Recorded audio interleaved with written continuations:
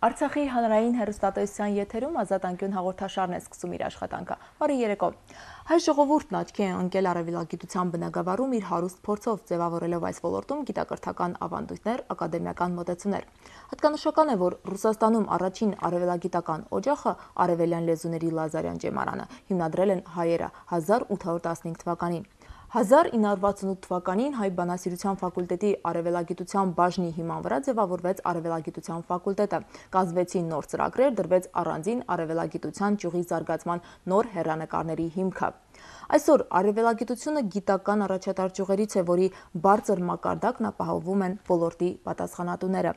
Նախաբանը կարծում եմ արդեն հուշեց, թե ինչի շուրջ ենք մենք այսօր խոսելու մեր տաղավարում, ներկայացնեմ իմ այսօրվա հյուրին, նա երիտասարդ է, սակայն գիտության ասպարեզում ունի արդեն գրանցած հաջողություններ։ Մեր տաղավարում է Սանկտ Պետերբուրգի պետական համալսարանի արևելագիտության ֆակուլտետի ասպիրանտ թուրքագետ Վարուժան Գեղամյանը։ Սիրով ողջունում եմ քեզ, Վարուժան,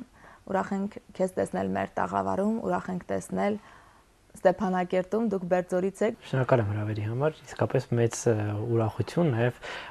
շատ հաճելի է, որ կա հետաքրքրություն հենց, այսպես ասեմ, իմ հայրենի բնակավայրում, իմ մասնակցության նկատմամբ, եւ սա էլ լավ առիթ է դա տեսնելը։ Վարուժան, գիտենք, այս բաժնում սովորող քիչ երիտասարդներ կարող ենք այսօր հանդիպել, ովքեր սովորում են հենց այդ բաժնում։ Այդ հետաքրքիր է թուրքագետ դառնալու ցանկությունդ երբ է առաջացել ու ինչպես։ Կային հիմնական երկու հանգամանքներ, որոնք օգնեցին ինձ ընտրել մասնակցություն։ Առաջինը դա այն էր, որ ես իսկապես շատ եմ սիրում Մերձավոր Արևելքի պատմություն, Մերձավոր Արևելքի մշակույթ, արաբական աշխարհ, Օսմանյան կայսրություն եւ այլն։ Այդ ամենը իսկապես ինձ հոգեհարազատ է։ Եվ երկրորդ, շատ լավ հասկանալով, թե ինչ տարածաշրջանում ենք ապրում մենք եւ ըստ էության ինչ հարևաններ ունենք, կարեւոր չէ դրական թե բացասական հարաբերությունների մեջ ենք նրանց հետ, այն ամենին նրանք մնում են հարևաններ եւ անշուշտ պետք է հասկանալ նրանց թեկուզ հաղթելու համար, թեկուզ նորմալ հարաբերություններ ունենալու համար եւ դա անելու համար պետք է իմանալ նրա լեզուն, մշակույթը, պատմությունը։ Թուրքագիտությունը հնարավորություն է տալիս լավագույնս ճանաչել քո հարևանին, այս դեպքում Թուրքիային եւ Ադրբեջանին եւ օգնել պետականամետ քաղաքականություն մշակելուց։ Այո, ասում են, որ թշնամու լեզուն պետք է անպայման իմանալ եւ կարող եք ասել, որ դուք ասենք հրաշալի տիրապետում եք թուրքերենին։ Անշուշտ կլինի անհամեստություն, եթե ասեմ, որ տիրապետում եմ հրաշալի, բայց կարող եմ ասել, որ բավականաչափ լավ տիրապետում եմ այդ լեզվին եւ նաեւ կարողացել եմ սովորել ադրբեջաներեն, հիմա սովորում եմ ուսումնասիրում հին թուրքերեն, օսմաներենը։ Առջևում նաեւ երկու լեզու կա, այս ամռանը տեսնենք կստացվի աստվածաչափության արաբերեն եւ պարսկերեն, արդեն սկսել եմ։ Շատ լավ, եւ պետք է նշենք, որ դու բակալավրի աստիճան ստացել ես Երևանի պետական համալսարանում, նույն ֆակուլտետում սովորելով, հետո արդեն մագիստրատուրա սովորել ես։ 2011-ին ավարտել եմ Երևանի պետհամալսարանի արհեստական ֆակուլտետը, այնուհետև Երևանի պետհամալսարանի գիտխորհրդի որոշմամբ գործողվել եմ Պետերբուրգ, այնտեղ մագիստրատուրա եմ սովորելու օսմանագիտության ծրագրի շրջանակներում։ Այս տարի ավարտեցի մոտ 1 ամիս առաջ ավարտեցի, այնտեղ պաշտպանեցի մագիստրոսական թեզը եւ հիմա նորից աստվածն առաջ սեպտեմբերից կմեկնեմ արդեն ասպիրանտուրա եմ շարունակելու ուսումն հիմնական 3-րդ փուլը։ Վարուժան, այ լեզու սովորելը շատ քիչ է։ Նշեցիր, որ պետք է նաև սովորել տվյալ լեզվի պատմությունը, մշակույթը, գաղափարախոսությունը։ Լեզուն ըստ էության դա բանալի է մնացածը հասկանալու համար, որովհետև լեզուն շատ բան է ցույց տալիս, թե պատմությունից, թե մշակույթից, լեզվի հիման վրա կարելի է շատ բաների մասին դատողություն կազմել։ Եվ էլ ավելի հեշտացնում է անշուշտ լեզվի իմացությունը տվյալ սուբյեկտը ուսումնասիրելուց, քանի որ դու անձամբ շփվում ես, տեսնում ես, կարողանում ես անձամբ ոչ թե միջնորդավորած ինչ-որ մեկի միջոցով թարգմանաբար հասկանաս պատմությունը, մշակույթը, հոգեբանությունը։ Այ Վարուժան, 2 տարի սովորելով Սանկտ Պետերբուրգում մագիստրատուրան հետաքրքիր է, ասենք, պետք է որ կապ հաստատել իր հայկական համայնքի հետ։ Կան մի քանի հոգի ուսանողներ, 2 տասնյակից ավել, տարբեր տեղերից, տարբեր վայրերից եւ մենք փորձեցինք ստեղծել սկզբից մի փոքրիկ ուսանողական կառույց, ոչ ֆորմալ, եւ որոշեցինք այդ նույն կառույցի շրջանակներում համայնքին դիմել եւ ասել, որ մենք պատրաստ ենք կիսվել մեր գիտելիքներով։ Տեսանք, որ համայնքում դրա կարիքը կա եւ առաքելական եկեղեցին եւ մասնապես դրանքից գործող երիտասարդական կազմակերպություն նոր սերունդը մեզ շատ սիրով աջակցեց այդ հարցում եւ մենք հիմնադրեցինք հայագիտական ակումբ, որը փաստորեն 1.5 տարվա ընթացքում ամեն շաբաթօր հավաքում էր համայնքի եւ ոչ հայերի հավաքում էր ներկայացուցիչների, երիտասարդների հիմնականում եւ իրենց համար փոքրիկ դասախոսություններ էին կազմակերպում եւ իրենց հնարավորություն էին տալիս այդ ամենը ավարտել հայերենով քննարկումներով եւ դա իրենց համար բացառիկ հնարավորություն է, որովհետեւ իրենք հայերենը կիրառելու փաստորեն ոչ մի գրեթե բան չունեն բացի տնից եւ շատերը նույնիսկ դա էլ չունեն։ Մենք հասարակ բաներից ենք սկսում, ասենք ինչպես հայերեն հավաքել համակարգչում, մինչեւ լուրջ դասախոսներ պատմության, գրականության վերաբերյալ։ Ունենում ենք հյուրեր, մեր կապերի շնորհիվ ինչ որ մարդկանց ենք փորձում հրավիրել եւ այլն։ Եվ բացի դրանից էլ դա հնարավորություն տվեց նաեւ մեզ ավելի լայնացնել մեր ուրեմն գործունեությունը համայնքային ընդհանուր միջոցառումների ժամանակ արդեն հրավիրում էին դասախոսներ կարդալու եւ դրանից են կողմ մի փուլ էլ ավելի զարգացավ, որ արդեն հրավիրում են նաեւ ոչ հայկական համայնքի հետ կապ ունեցող այլ համալսարաններում, մասնապես ես կարդացել եմ 2 անգամ տարբեր ուսումնական հաստատություններում ոչ հայկական թեմաներով դասախոսներ, որը շատ հետաքրքիր էր, որտեղ լրիվ այլ լսանի հետ է շփվում, լրիվ օտարերկրացի ոչ մի հայերի հետ կապ եւ արձագանքները բավական հաճելի էին, այնպես որ հուսամ, որ այս 3 տարվա ընթացքում կարող ենք փոքրիկ ավանդ դնել Պետերբուրգի համայնքի կյանքում, հատկապես երիտասարդության շրջանում։ Դու արդեն ասպիրանտ ես, կարող ես արդեն անկախ, ասենք, մշակել գործնականորեն, իրականացնել հետազոտական աշխատանքներ, ակադեմիական, վերլուծական ոլորտներում, արդեն նման, ասենք, իրավասություններ։ Իրավասություն կա, հնարավորություն կա, բայց կարող եմ դարձյալ անհամստորեն նշել, որ արդեն ունեմ 3 հրապարակված հոդված հայաստանյան եւ 1 ռուսաստանյան ամսագրում գիտական, շուտով դարձյալ աստվածն առաջ 1 ամսից կհրատարակվի այն գիրքը, որ անձամբ ես եմ թարգմանել ամբողջությամբ թուրք պատմաբանի, որտեղ ցույց է տրվում ցեղասպանության տարիներին մի մանկան, մի մանուկի տեսած պատմություններ եւ հետո նրա դեգերումները 10 տարի անապատում, շատ հետաքրքիր կենսագրություն ունի այդ մանուկը եւ մոտ 1 ամսից հուսամ տպարանից արդեն դուրս կգա պատրաստի իմ առաջաբանով ծանոթագրություններով եւ ըստ էության թարգմանություն ամբողջ։ Երկրորդն էլ ես փորձ արեցի ժամանակին կազմել 90-ականներից հետո Հայաստան-Թուրքիա հարաբերությունների ժամանակագրությունը, որը կարծես թե թվում է թե մենք անընդհատ շփվում ենք, անընդհատ այս հարցի վերաբերյալ գրում ենք, բայց ես տեսա, որ ինքս գործի բերումով եկան նրան, որ իսկապես որևէ տեղ ժամանակագրություն նույնիսկ չունի, այսինքն ոչ մասնակետը չի կարող որևէ տեղ բացել ինչ որ մի գիրք հոդված եւ ասել, այս բաներն են տեղի ունեցել 90-ից յետք, հա, եւ կարծես թե ստացվեց հոդվածը հաջողությամբ տարածվեց եւ ինչ արձագանքներ ստացան, այլ ժամանակագրությունը օրինակ կազմելուց հետո ես զանգ ստացա ինձ համար յուրախություն արտաքին գործերի նախարարությունից եւ ասացին շնորհակալություն, որ այդպես բան ես արել եւ մեզ իսկապես պետքական բան է, բազմաթիվ ուսանողներից եմ լսել արձագանք, որ ձեր կիրառել ենք որոշակի տեղերում ձեր գրածը, հուսամ, որ գրքի դուրս գալուց հետո իմ փոքրիկ ու համեստ ներդրումը կլինի նաև հայոց ցեղասպանության պատմական հիշողության, ուրեմն այդ ամբողջ փաստաթղթային մասում եւս մեկ հավելումով եւ այս դեպքում կարեւոր է, որովհետեւ թույլ տամ մի փոքր լայն ասել, որքան մենք հեռանում ենք 1915-1923 այդ ժամանակահատվածից, մենք գալիս ենք մի խնդրի առաջ ենք կանգնում, որ այդ ամենը շատ նույնիսկ մեզ համար, հայերիս համար, սերունդների համար, այդ ամենը փոքր վերացական է, այսինքն այո 15 թվական ինչ որ բաներ եղել են, հա ցեղասպանություն եղել, բայց մենք դա ավելի մոտիկից գալու կարծես հնարավորություն չունենք, որտեվ ականատեսները արդեն վաղուց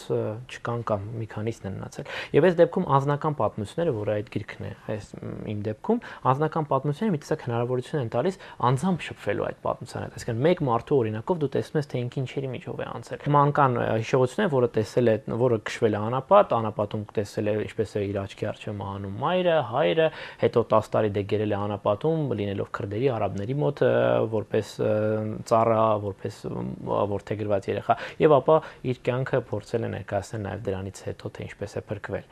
Եվ այս դեպքում կարծում եմ, որ շատ լավ է, որ անընդհատ մենք փորձենք արդեն անձնական պատմությունների հիման վրա, որովհետեւ մենք զգում ենք, որ իրոք մարդու հետ նման բան է կատարվել եւ այդ մարդը ահա պատմում է ամեն ինչ մեզ, ավելի առարկայական է դարձնում։ Գիրքը երբ է պատրաստվում։ 1 տարի առաջ ավարտեցինք թարգմանությունը, ծանոթագրությունների առաջաբան, այո, թուրքերենից։ Եվ հիմա իսկապես հուսամ, որ օգոստոս ամսին վերջապես կունենանք նաև շնորհանդեսը գրքի։ Գիտենք, որ ասենք Բաքվում մեծ ուշադրություն է դարձնում զուտ հայագիտության զարգացմանը, նույնիսկ գիտենք, որ Բաքվում ավելի վաղ է ստեղծվել հայագիտության ամբիոնը, քան մեզանում արևելագիտության, որտեղ էլ դասավանդում են Արցախի պատերազմի տարիներին, Հայաստանից ու Արցախից, ասենք, գաղթած ադրբեջանցիներ։ Այ հայագիտության կենտրոն է գործում նաև Ստամբուլ քաղաքում, համալսարանում։ Ադրբեջանն այսօր մեծ քարոզություն է տանում թիրախ ընտրելով հայկական լսարանը։ Իշխանությունների ֆինանսավորմամբ, ասենք, բացվել են հայալեզու ադրբեջանական կայքեր, որոնք, ասենք, իրականությունը ներկայացնում են խեղաթյուրված տարբերակով։ Այ նման կայքեր ստեղծելու զուտ ցանկություն կամ թուրքերենով չեք փորձել նման կայքեր ստեղծել։ Մենք չունենք պատմությունը խեղաթյուրելու խնդիր, մեր խնդիրը իսկական ինֆորմացիան լսանին հասցնելն է։ Թեկուզ իսկական։ Այո, այս դեպքում պետք է ուրախություն մեզ նշեմ, բոլորից, որ ունենք Երմենի Հաբեր կայքը, որը հայկական, ուրեմն այստեղ է գործում, Հայաստանում է գործում եւ մենք թուրքերենով ենք մատուցում, այս կայքը մատուցում է ինֆորմացիան եւ նաեւ կան մի քանի լրատվական, ուրեմն կայքեր, մասնավորապես Newsem եւ այլն, որոնք ունեն թուրքերեն բաժիններ, դերթեր։ Ինչ վերաբերում է ակադեմիական եւ այլն այդ մասով, ցավոք դեռ այսօր չունենք ակադեմիական թուրքերենով գրող մարդիկ, ըստ էության երևի դեռ այդչափ չէ կարևորությունը այդ անելը, որտեղ հնարավոր անել դա անգլերեն, ռուսերեն մեր դեպքում, իսկ հայագիտության մասով Ադրբեջանի պետք է դարձյալ նշեմ, որ մեզ մոտ էլ դարձյալ ուրախություն մեզ, նախ թուրքագիտությունը բավական մեծ ունի ավանդույթներ, մեծ դպրոց ունենք եւ այսօր էլ դրան իր լրումն արդեն ունենք ադրբեջանագիտության ոլորտում մասնակցող թե ուսանողների համակուրսեցիները եւ իմ հասակակիցները եւ թե ավակ սերունդի ավելի ավակ սերունդի ներկայացուցիչներ, որոնք հստակ աշխատում են ուսումնասիրում են լեզուն, պատմությունը, մշակույթը եւ այլն։ Այսինքն մենք էլ դրել ենք հստակ ավանդույթներ ու գնում ենք առաջ։ Հետաքրքիր, ինչ ճանապարհով է լրացվում զուտ մասնագիտական գրականության նոր գրականության պակասը։ Նախ մեր բախտը դարձյալ բերեց մեր սերնդի, որովհետև մեր հենց ընդունվելուց 1 տարի առաջ հրատարակվել արդեն թուրքերենի դասագիրք հայերենով, որը փայլուն դասագիրք է, առանց չափազանցնելի եմ նշում, ես նույնիսկ փորձ ունեմ դասավանդելու այլ ազգի մարդկանց թուրքերեն եւ ինքս նույնիսկ օգտվում եմ այլ ազգիների հետ հայերեն դասագրքից, հա, շատ ժամանակ։ Մնացած մասով էլ ունենք երիտասարդ մեզանից ավակ մի սերունդ ավակ ավելի ավակ մասնագետներ, որոնք երիտասարդ գիտնական են, ըստ էության 30-30-անց եւ որոնք փայլուն աշխատանքներ են կատարել Ստամբուլի հայ համայնքի վերաբերյալ, Թուրքիայի իսլամադավան հայերի վերաբերյալ, Թուրքիայի ռազմածովային ուժերի վերաբերյալ եւ անընդհատ ստեղծում են նոր դասագրքեր մեր ընթացքում։ Հույս իսկապես կարող եմ հուսադրել նաեւ, որ գիտեմ, տեղյակ եմ նաեւ այլ աշխատանքների մասին, կատարվում են նաեւ Թուրքիայի պատմության վերաբերյալ աշխատանքներ դասագրքային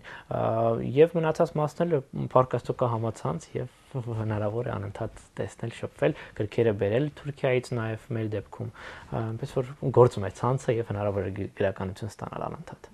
Այլ լեզու սովորելու համար անհրաժեշտ է ունենալ նաև համապատասխան բառարաններ։ Ունեք։ Ցավոք չունենք լավ բառարան հայերեն, թուրքերեն հայերեն եւ հայերեն թուրքերեն, կան մի քանի փորձեր, բայց դրանք իմ համեստ կարծիքով դեռ այնքան չեն, որ կարողանան ծածկեն եւ մեզ ստիպեն օգտվել ոչ թե, ասենք, ռուսերեն, թուրքերեն ռուսերեն բառանից, այլ հայերեն թուրքերենից։ Կա մի 1902 թվականի հրատարակված դեռ Ստամբուլում, որը շատ հաջող է, բայց ինքներդ եք հասկանում, որ 1902 թվականինը դեռ էլ չի կարող այլևս այն ձև գործարկվել, ինչպես որ հիմա։ Ադրբեջաներեն էլ չունենք ցավոք սրտի, միայն հին բառարաններ են, նոր բառարաններ չունենք։ Գոնե ինձ հայտնի չեն։ Քանի լեզու գիտես, հետաքրքիր է բառարան։ 6 լեզու գիտեմ՝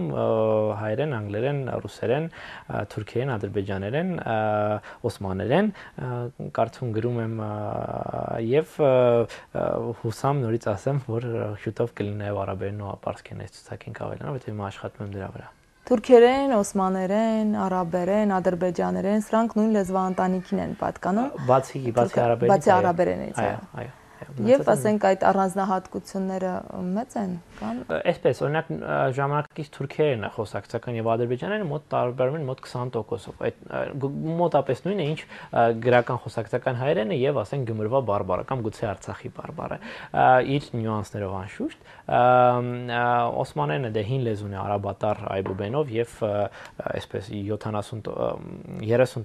թուրքերեն է, 40% արաբերեն, 30% պարսկերեն եւ այդ ընդհանուրի համատեղություն մենք ասում ենք օսմաներեն, որը նույնպես ես կարծես թե տիրապետում եմ։ Այ Վարուժան, Երևանի պետական համալսարանի արևելագիտության ամբիոնը ունի մագիստրատուրայի, ասպիրանտուրայի ծրագիր, բայց դու որոշել ես Սանկտ Պետերբուրգում ստանալ այդ ամենը։ Ինչու՞։ Որոշ այսպես երկկողման եւ իմ եւ համալսարանի, որովհետեւ անշուշտ ես ասի որ մենք ունենք շատ ուժեղ դպրոց, բայց պետք է նաեւ այսպես հարկ տալ նաեւ Պետերբուրգի այո դպրոցին արարակտական, որը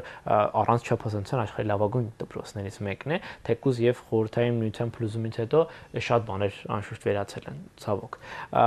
Բայց մի ոլորտում, հատկապես օսմանագիտության ոլորտում մենք ունեինք կարիք եւ ես գնացել եմ հատկապես այդ ոլորտում հմտանալու համար, օսմաներեն ձեռագրեր ընթերցել, կարդալու համար, թարգմանելու եւ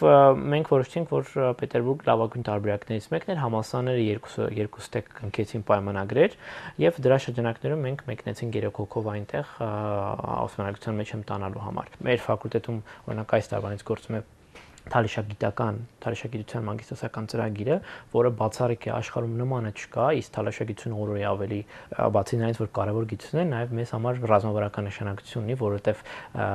Ադրբեջանում ապրում են մոտ 1 միլիոնից ավել թալիշներ, որոնք փաստորեն զրկված են սեփական գիտությամբ, սեփական ազգի մշակույթի վերաբերյալ ուսումնասիրություններով զբաղվելու հնարավորությունից եւ մենք փաստորեն հայերով այդ բացը լրացնում ենք, այս դեպքում օգնելով մեր հարևան դրկիչ ժողովրդին, որը դժվար իրավիճակում է հայտնվել Ադրբեջանում։ Եվ նմանատիպ ունենք ցեղասպանագիտության ծրագրեր, ունենք թուրքական բանասիրության վերաբերյալ ունենք ծրագրեր, կարծած ամբողջ փաթեթ ունենք, բայց դա չի նշանակում, որ պետք է նաև փակվել մեր մեջ եւ չգնալ ուրիշ տեղից վերցնել նորը ու բերել լրացնել մեզ։ Երբ սովորում եք Երևանի պետական համալսարանում, արդյոք ֆակուլտետում կազմակերպվում էին ուսանողների գործողումներ, մասնագիտական, ասենք այդ որակավորման դասընթացներ կազմակերպվում էր, սեմինարներ։ Գործողման մասով ֆակուլտետում անշուշտ կան երեխաները գործողում են Սիրիա, Իրան, Եգիպտոս, մինչև դեպքերի հատկապես այս ծավալվել արաբական գարնան։ Թուրքիայի մասով ինքներդ եք հասկանում գործողվել է։ Իհարկե մենք դիվանագիտական այդպես հարաբերություններ չունենք Թուրքիայի եւ Ադրբեջանի հետ, ինչն էլ Այո, դա պատճառը, որ մենք նաև չենք գործողում, բայց դա մեզ չի խանգարում բնավ կազմակերպել տեղում սեմինարներ, կազմակերպել տեղում հանդիպումներ եւ նաև մեր ամբիոնի դասախոսների անձնական կապերի շնորհիվ նաև մենք շատ հաճախ էինք մեզ մոտ հյուրընկալում Թուրքիայում այլա կարծության, այսինքն այն մարդիկ, որոնք որ այլ կերպ են մտածում, որոնք ընդունում են օրինակ հայոց ցեղասպանությունը կամ այլ ձև են վերաբերում շատ հարցերին, որոնք այսօր կատարում են Թուրքիայում, եւ իրենց հետ նույնիսկ մենք ուսանող ժամանակ հնարավորություն ունենք հանդիպել նման մարդկանց հետ, զրուցելու, տեսնելու իրենց եւ կենթանի շփում նաեւ լեզվի համար ապահովել։ Ես հիշում եմ անցած տարի էր, թե երբ նախագահ Սերժ Սարգսյանի հետ հանդիպում էին Երևանի պետական համալսարանի նույն այդ ֆակուլտետի ուսանողները, նրանք բարձրացրեցին այդ հարցը, որ ասենք այդ պրակտիկան անցնելու համար։ Այո, ունենք մեկ աղջիկ, որը շատ խորությամբ հիմա զբաղվում է թուրքմենագիտությամբ, եթե կարելի այդպես անվանել, եւ որը դարձյալ սեպտեմբերին կմեկնի այնտեղ ասպիրանտուրան անելու եւ կլինի այն բացառիկ դարձյալ մարդկանցից մեկը ընդհանուր աշխարհում նաեւ, որը կունենա հստակ բազային գիտելիքներ թուրքմենագիտության ոլորտում։ Ունենք ղազախագիտության ոլորտում դարձյալ իմ համակուրսեցին, որը նորից զբաղվում է Երևանի պետհամալսարանի ռեկտորի անմիջական հասկողության տակ զբաղվում է ղազախագիտությամբ, այսինքն Ղազախստանի հետ կապերը, գիտեմ եւս 1-2 հոգի, որ զբաղվում էին Ղազախստանում ղփչաղերեն, հայատար ղփչաղերեն, նույնիսկ այդպիսի բան ունենք, այսինքն հայատար էին գրում ղփչաղները, նույնիսկ ունենք այդպիսի հարցերով մատենադարանում աշխատող մի քանի հոգի, կարծես զարգանում է, դպրոցը օրորի ծավալվում է, օնլայնանում։ Մենք ժամանակին բացառապես թուրքագիտությամբ ենք զբաղվում Թուրքիայով, հիմա ծավալվում ենք արդեն թյուրքագիտությամբ, այսինքն ադրբեջանագիտություն, ղազախագիտություն, թուրքմենագիտություն, բոլոր թյուրքական ժողովուրդների հետ փորձում ենք հնարավորինս ընդլայնել մեր ուրեմն ուսումնասիրությունների ծավալը եւ դա իսկապես կարեւոր է, որովհետեւ մենք կդառնանք, ես հույս ունեմ, լավ աշխատանքի ու քրտնաջան աշխատանքի շնորհիվ մենք կդառնանք տարածաշրջանային լավագույն կենտրոններից մեկը այս դեպքում։ Շատ լավ, Վարուժան, կարող ես ասել, թե ինչ է քեզ համար ընդհանրապես արևելագիտությունը։ Կար Ուհան, հա, KVN-ի Երմիթին, որը ասեցին ինչ է ձեզ համար KVN-ը, իրենք ասին KVN-ի игра, образ жизни, հա։ Ինձ համար արևելագիտությունը образ жизни է իսկապես։ Ես սիրում եմ այն ամենը, ինչով զբաղվում եմ։ Ես իսկապես մեջ հաճույք եմ ստանում եւ երևի տեղին է հիշել Մհեր Մկրտչյանի խոսքերը, ինքը ասում էր, եթե նույնիսկ կոշկակար լինեի, ես այսքան լավ կոշկակար կլինեի, որովհետեւ կսիրեի կոշկակարությունը։ Իմ դեպքում սիրում եմ իսկապես, ինքս եմ ընտրել եւ հուսամ, որ մինչեւ կյանքիս վերջ հնարավորություն կունեմ զբաղվել այն բանով, ինչ որ սիրում եմ։ Եվ ով է քո սիրելի արևելագետը։ Դժվար է ասել ով է սիրելի արևելագետը, բայց կարող եմ ասել, որ շատ մեծ հպարտություն եմ ապրում, իսկապես շատ մեծ, երբ որ Պետերբուրգի պետհամալսարանի այսպես ջեմասրահներով կամ լսաներով երբ որ մտնում ես ու շատ տեղերում տեսնում ես Օրբելու նկարը կախված մեծ, հա, որպես ֆակուլտետի դեկան, ամբիոնների վարիչ, տեսնում ես Սևորդյանի նկարը, տեսնում ես, չգիտեմ, մնացած այլ մեր հայրենակիցների նկարները ու իսկապես մեծ հպարտություն ես ապրում կամ երբ որ դասախոսը ես որ նոր էին գնացել, մեզ առաջին հանդիպման օրը ցիտում էին արևելագիտությունից հետաքրքիր տեսական մասեր եւ խոսքի մեջ անընդհատ նշում են, Սևորդյանը սա է ասել կամ Օրբելին էս է ասել, այս է ասել, եւ իսկապես շատ մեծ հպարտություն է ապրում։ Արևելյան երկրներից քանի երկրում ես եղել եւ որը կառանձնացնի։ Արևելյան երկրներից ցավոք դեռ շատ չեմ եղել եմ ուրեմն Թուրքիա, Սիրիա, այնվեր։ Հա, եթե Ավրաստանը համարում ենք Սիրիա, արևելյան երկիր, ապա ինչու՞ ոչ, նաեւ այնտեղ եմ եղել, այո։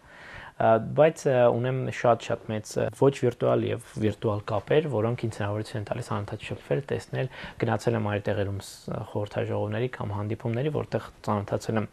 այլ երկրների, ասենք սիրիացիների հետ եւ այլն, եւ դա հնարավորություն է տալիս գրքային մակարդակը տեղափոխել ավելի գիտարական ոլորտ եւ ծանոթանալ ավելի մոտիկից կենթանի շփում ապահովել։ Եվ ըստ քեզ, ասենք Հայաստանում ինչպիսին է թուրքագիտության վիճակը ու ապագան։ Բավական դրական, շատ երիտասարդ, քանի որ կան շատ երիտասարդ ասենք շատ են ուսանողները, ովքեր հետաքրքրվում են։ Այո, հետաքրքրումները մեծ թիվը կա հնարավորություն զբաղվել պրակտիկ, այսինքն գիտելիքը պրակտիկ դաշտ, կիրառական դաշտ բերել եւ բացի դրանից էլ ունենք իսկապես շատ հեռանկար ունեցող ուսանողներ եւ դասախոսներ, որոնք որ իրենց գործի մեջ են եւ գնալու են առաջ։ Իհարկե, թուրքերենի իմացությունը ավելի շատ զուտ ռազմավարական նշանակություն ունի։ Պատերազմի ժամանակ մենք հասկացանք, թե որքան է կարևոր ադրբեջաներեն իմանալը։ 1993 թվականից մինչև այսօր Երևանի պետական համալսարանի արևելագիտության ֆակուլտետը ղեկավարում է Գուրգեն Մելիքյանը, ով իր մարդկային կերպարով, իր գործունեությամբ նպաստում է, որպեսզի ուսանողության շրջանում հայ, ասենք, ազգային հայրենասիրական ոգին բարձրացվի։ Այո, արդեն պրոֆեսոր պարոն Մելիքյանը իսկապես մեզ համար այն առաջին պահից, երբ մտել ենք համալսարան, մեզ համար դարձավ մի տեսակ օրինակ արևելագետի, մարդու եւ մարդու մեջ հայի տեսակի։ Ամբողջ ընթացքում 4 տարվա ընթացքում եւ նույնիսկ արդեն 2 տարի փաստորեն այնտեղ չեմ, ամբողջ ընթացքում նա մեզ հետ է, ամբողջ ընթացքում իր խորհուրդներով ես վստահ եմ, երբ որ ինքս նույնիսկ ունեմ այսպես սովորություն, երբ որ կարիք ունեմ լսելու մեծ մարդու խորհուրդ, ես անմիջապես գնում եմ ուղղակի առանց պատճառի գնում եմ իր մոտ։ Ես ընդունվել եմ վճարովի համակարգ եւ ցավոք ունակ չէի վճարելու իմ ուսման վարձը առաջին տարում եւ պարոն Մելիքյանի հիմնադրամը, Քաշթաղի բազմազավակ ընտանիքների հիմնադրամը օգնեց ինձ եւ իմ նման բազմաթիվ ուսանողների 100-ից ավել են այդ թիվը անցնում, հա, ու օգնեց, որպեսզի մենք կարողանանք սովորել եւ դրա շնորհիվ դա ինչ որ հաջողությունների հասնենք։ Հսկայական շարունակականության խորհուրդ է նաև մեզ փոխանցել հիմնադրամը Ինեմոս Ընկեր Մելիքյանի։ Կարող եմ երկար խոսել ու անվերջ խոսել, որովհետև մեզ համար լավագույն օրինակներից մեկն է։ Ուսանողության շրջանում մենք մտնում ենք եւ գիտենք, որ ահա սա մի ուղենիշ է, որով պետք է շարժվել առաջ։ Այ Վարուժան, 1 ամիս դեռ այստեղ ես լինելու, հետաքրքիր ինչով ես զբաղվելու։ Այս 1 ամսվա ընթացքում ունեմ 1 հիմնական ցանկություն, անշուշտ նախ կարոտս առնեմ հայրենի տնից, ընտանիքից եւ երկրորդը ընկերներով որոշել ենք, որ մեր ժամանակը պարզապես չծախսենք արձակուրդի ընթացքում։ Մենք փորձում ենք իրականացնել մի ծրագիր, որը իր մեջ համատեղում է խորհրդային ժամանակների երիտասարդական ուսանողական շինջոկատների եւ ամառային համալսանի ձևաչափերը, ֆորմատները հետեւյալն է գաղափարը։ Մենք հավաքում ենք 7-ից 10 հոգանոց ուսանողական խմբեր, ցանկացած ազատ է մասնակցությունը, իրենք գալիս են Քաշաթաղ, մենք ընտրում ենք երկու տուն, որոնք ստացել են պետության կողմից շինանյութ, սակայն իրենք իրենց ձեռքերով են սարքում, այսինքն մենք օգնում ենք նրանց, ուսանողները օգնում են կառուցել այդ տունը, այդ օրերի ընթացքում, եւ երեկոյան դրա փոխարեն իրենք ստանում են դասընթացներ լեզուների արևելյան եւ մշակութային քաղաքապատմական հարցերով դասախոսությունների անվճար հնարավորություն։ Փաստորեն դուք ամառվա այս օրերին, հանգստյան այս օրերին նույնպես արևելագիտություն եք փորձում արդեն։ Նաև կարծեմ որ կարևոր է, որովհետև մեկ բան է սովորել, իսկ մեկ բան է սովորել ու փոխանցել այդ ամենը, կիսվել քո ընկերների հետ, հակառակ բaragայում ինքնանպատակ կնի այս ամենը, գնալ ուրիշ տեղ սովորել, եթե չպետք է կիսվես քո ընկերների ու մնացածի հետ։ Տակիր 3 տարի սովորեցիր ասպերանտուրան, հետո ասենք ինչ նպատակներ, ինչ մտադրված եմ վերադառնալ Հայաստան եւ աշխատել այն ոլորտում, որը ըստ էության այդ պահին հարմար կգտնի իմ, այսպես ասենք, երկրի համապատասխան ոլորտների պատասխանատուները, այսինքն ես պատրաստ եմ իմ գիտելիքները այն համեստ պաշարը, որ ունեմ, օգտագործել ցանկացած ոլորտում, որը հարմար այդ եւ այդ պահին կարիք կլինի։ Շատ մեծ հույս ունեմ, անշուշտ, այսպես ասում եմ, բայց հոգուս սրտում ամենամեծ ցանկությունս գալ Արցախ եւ այսինքն ոչ թե կենտրոնալ դարձել Երևանում, այլ Արցախում հնարավորություն ունենալ իմ մասնագիտությամբ շարունակել գուցե ինչու ոչ Ստեփանակերտում ունեն կարողագիտության ֆակուլտետ կամ